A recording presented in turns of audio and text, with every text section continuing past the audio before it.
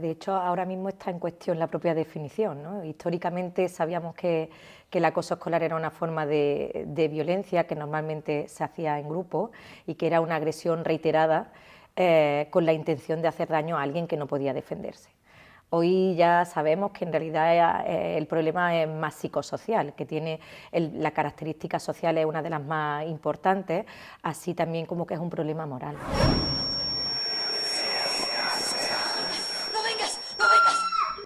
Parece ser que sí. Al final el acoso escolar no deja de ser una de las formas posibles de la violencia escolar con unas características muy específicas. No toda la violencia que hay en los centros educativos es bullying.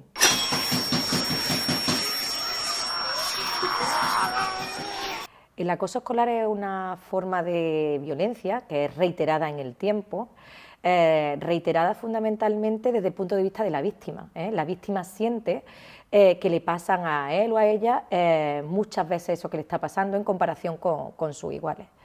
Otra característica importante es que la violencia puede ser directa o indirecta, más allá de lo que podamos pensar o lo que más nos llama la atención, que es de la violencia física o la violencia verbal, que son las formas de violencia directas, también son muy importantes y les suelen dañar mucho las formas de violencia indirectas, como la exclusión social o las amenazas. Además de las otras características del acoso escolar, una cosa importante a tener en cuenta es la falta o la escasez de que la víctima puede defenderse por sí misma de esa situación. Eso no lo podemos vincular a la debilidad de la víctima, sino al proceso que se va dando en las relaciones interpersonales de iguales de dominio-sumisión. Quiere decir que normalmente en la sociometría de iguales unos aprenden los vínculos, unos progresivamente con cesiones pequeñas que no les damos importancia, unas personas aprenden a dominar a otras y otras aprenden y van tomando el rol de alguien que los demás pueden dominarle sobre ellas. A eso se une algo también que es muy importante, que es lo que se viene llamando como la ley del silencio. Y es que, por mucho que veamos que son muy graves, hay veces que es difícil detectarlo. ¿Por qué es difícil detectarlo? Es detectarlo porque es un fenómeno de la propia cultura de iguales en la que el alumnado tiende a pensar que las cosas que suceden entre ellos lo deben resolver entre ellos. E incluso puede haber una normalización de la violencia. No perciben en sí o no tienen tanta conciencia del daño que se puede generar a un tercero. Como decíamos antes, el criterio moral es uno de los componentes también importantes. Es una agresión injustificada. Claramente la persona que agrede es consciente del daño, pero en realidad considera que utiliza algunos mecanismos, ¿no? Para echarle la culpa o darle la responsabilidad o pensar que los beneficios que sacan son más importantes que el daño que puede generar en la víctima.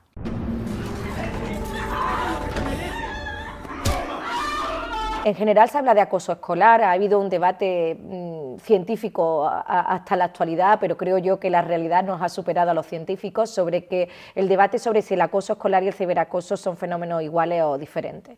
Claramente tiene características diferentes el acoso cuando sucede cara a cara o cuando sucede en los entornos virtuales, pero hoy en día, dado que la vida de nuestros hijos, de nuestras hijas, es totalmente solapada entre lo que les sucede cara a cara y online, podríamos hablar que es una forma de ciberacoso. Como veíamos antes, las formas pueden ser también en función de los tipos de agresión o las formas pueden ser también en relación con la cronificación y con el daño de la víctima.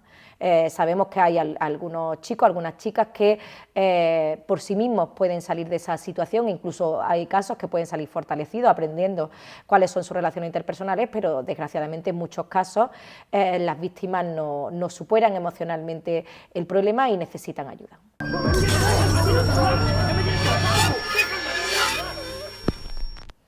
Pues es claramente una forma de violencia injustificada, que es una forma de comunicación, de conseguir lo que quieren. El uso de la violencia en realidad es un aprendizaje de cómo interactuar. Si yo he aprendido a dominar e intentando dominar a los demás consigo lo que yo quiero, pues aprendo que eso es una manera de comunicarlo. Por eso se habla de que el acoso escolar es un fenómeno psicosocial, de naturaleza psicosocial. La intención fundamental no es hacer daño a la víctima, la intención fundamental es conseguir el apoyo y el reconocimiento de los iguales o la atención de personas que les rodean. De hecho, en realidad, un agresor de acoso escolar o de ciberacoso, en realidad es alguien que de una manera muy desafortunada, está pidiendo ayuda, ha encontrado en esa forma de comunicación satisfacer algunas necesidades por su parte, emocionales, sociales o de cualquier naturaleza.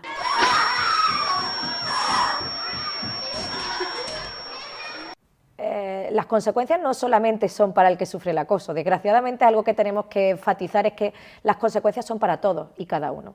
El problema del acoso escolar no es el problema de la víctima, el problema del acoso escolar es el problema de todos, no solamente por conciencia social que deberíamos de tener, sino porque en realidad todos estamos siendo dañados. Cuando hay una situación de acoso escolar en un centro educativo, el resto de alumnos está viendo que eso es una manera de relacionarse, está percibiendo que no se protege el daño de los demás y está normalizando la violencia, pero también la inseguridad de las propias familias, el sentimiento de incompetencia del profesorado y el clima en general. Eso sí que es verdad que lo más llamativo y lo más clamoroso, ¿no?, lo más grave, son las consecuencias que puede tener una víctima. Hay un gran gradiente de consecuencias que se puede tener. Se sabe que hay consecuencias a corto, medio y largo plazo. Eso ha quedado ya muy en evidencia. ¿Qué tipo de consecuencias? Pues diferente, puede ir desde un impacto emocional negativo, ¿no?, que puede superar y tener malos recuerdos sobre esa situación, hasta realmente, como sabemos, a ideas devastadoras de autolesiones, incluso intentos de suicidio. Sabemos que hay consecuencias emocionales, sociales, morales, pero también físicas, somatizaciones y de todo tipo de naturaleza.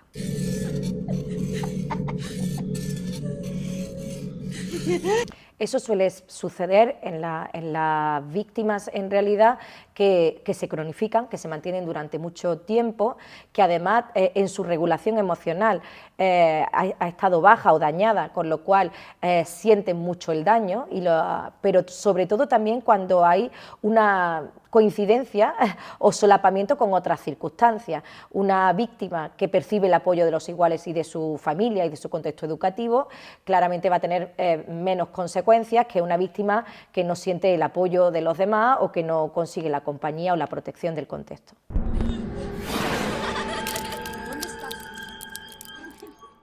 Bueno, en realidad el ciberacoso está llamando más la atención, pero las cifras no nos están diciendo que sea más prevalente, ¿eh? Lo que sucede es que suele suceder con otras formas de violencia, ¿no? O sea, tanto con los estudios que tenemos que hay un gran solapamiento con el acoso escolar, pero también con otras formas de violencia, por ejemplo, la que hay entre las parejas adolescentes. ¿Qué está sucediendo con la tecnología? También otras formas de violencia, ¿no? La normalización de la violencia. Tenemos estudios ahora, por ejemplo, sobre el ciberodio o sobre sexting sin consentimiento, el uso de la tecnología. Hemos focalizado, quizás un comentario algo crítico, sobre que hemos focalizado mucho en la competencia tecnológica, que los menores aprendan a usar técnicamente los dispositivos, y eso lo saben mucho mejor que la mayoría de los adultos, pero quizás hemos despistado un poco más la atención sobre el desarrollo sociomoral en los entornos virtuales, ¿no? Entonces, ahí sí que es verdad que tenemos que desarrollar las habilidades y el criterio moral, no solo en los entornos cara a cara, sino también en estos entornos que hay veces que parece que nos deshumanizamos un poco cuando nos relacionamos a través de la tecnología.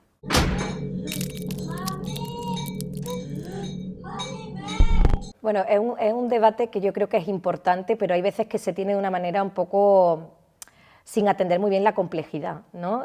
Creo que dar un consejo general objetivo para todos no sería prudente ni responsable por mi parte, sino que creo que la cesión tiene que ser progresiva, como lo hacemos con todo, ¿eh? Dar una edad, tendríamos que poner una edad mínima. Hay alguna edad mínima, por ejemplo, para el uso de redes sociales, y la mayoría de las familias saben que sus hijos, que sus hijas usan unas redes sociales o unos videojuegos sin tener la edad permitida, lo cual yo le recomendaría a la familia: revisa ese dinero que nos hemos gastado la sociedad para darnos unas recomendaciones de uso, ¿no? Es una parte. Pero evidentemente tenemos que ayudarles a usar la tecnología, a enseñárselo. Claro, si lo aprenden solos no lo aprenden bien. Eso no significa que lo usen de manera real, lo pueden utilizar de manera realista. Podemos tener entornos seguros creados para ponerle en situaciones hipotéticas para poderlo hacer. Cuando empecemos a darle, como decía, a un adolescente o a una adolescente un dispositivo, yo lo primero que diría es que ese dispositivo nunca puede ser del menor. El dispositivo tiene que ser siempre de un adulto. con lo cual yo te lo presto para unas condiciones determinadas y con unas normas determinadas, ¿no? Hace muchos años se hizo muy famosa una carta de una madre, creo que era de Estados Unidos, sobre te dejo este móvil con estas condiciones, un contrato de uso. Y además del contrato de uso del principio, tenemos que además utilizar y dedicar el tiempo a los controles parentales, no solamente de tiempo, sino de tipos de acceso, y luego ir progresivamente cediendo control para apoyar con supervisión. Esto, igual que antes estábamos muy pendientes sobre dónde estaban o qué ropa se ponían, ahora tenemos que asumir este nuevo reto. No podemos decir que no, no es que estemos de acuerdo o no de acuerdo, esta es una realidad que tenemos y nuestros hijos y nuestras hijas, aunque estén en casa o en su dormitorio, tienen un mundo por delante con menos regulación que la propia calle o que el espacio público. Entonces, el consejo es asumir la tarea. Yo creo que pedir mayores servicios de apoyo a las familias y de sensibilización y formación a las familias para sentirnos competentes para hacerlo y luego dedicarle tiempo a la tarea.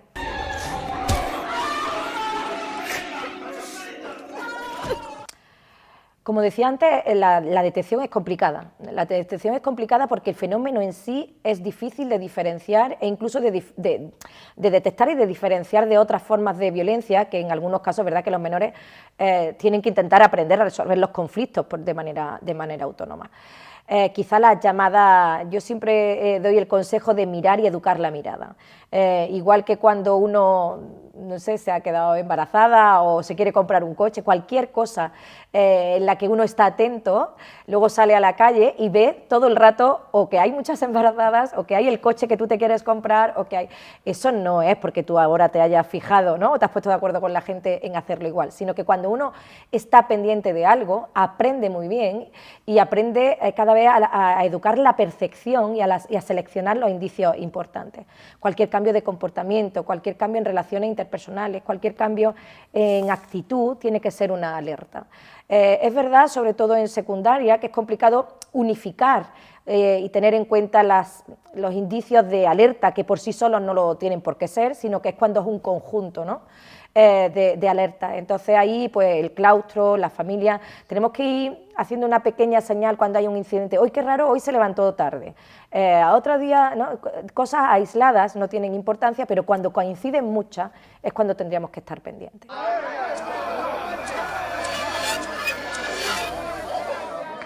Las herramientas están, claro, existe tanto el protocolo de acoso escolar como las instrucciones del protocolo del ciberacoso y también hay programas, ¿no? Programa educativo, está el programa CONRED de prevención de acoso y ciberacoso para primaria y secundaria, el programa ADA, ¿no? De alumno ayudante digital, o sea, sí hay unos recursos, pero quizá deberíamos de seguir fortaleciendo la formación, la sensibilización y una estrategia integral, si fuera posible.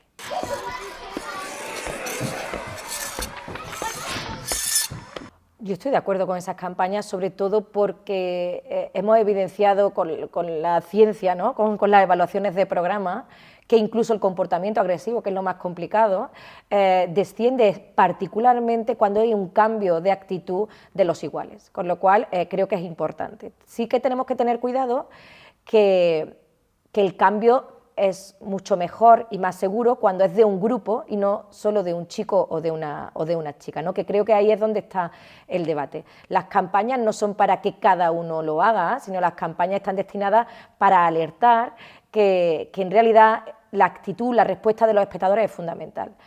Si hay alguien que está agrediendo y los demás, en vez de callarse o reírse, o mirar para otro lado, le dicen que eso no está bien, ¿no? O lo ignoran y no fortalecen eso, es la respuesta de los espectadores, no la culpa, sino que en realidad en la respuesta de los espectadores está una de las claves fundamentales para poder frenar el acoso escolar.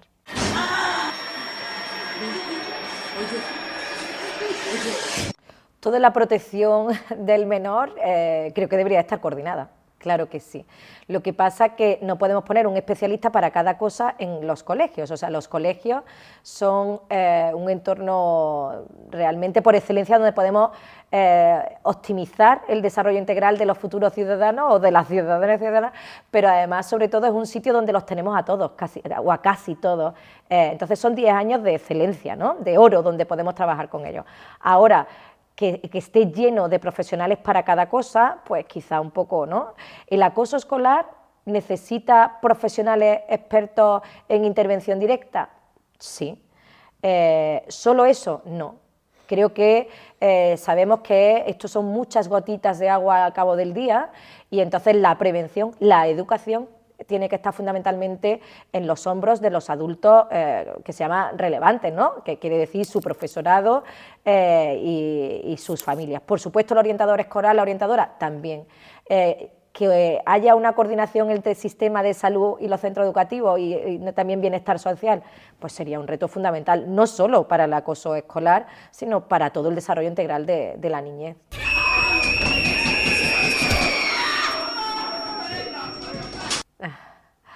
Wow.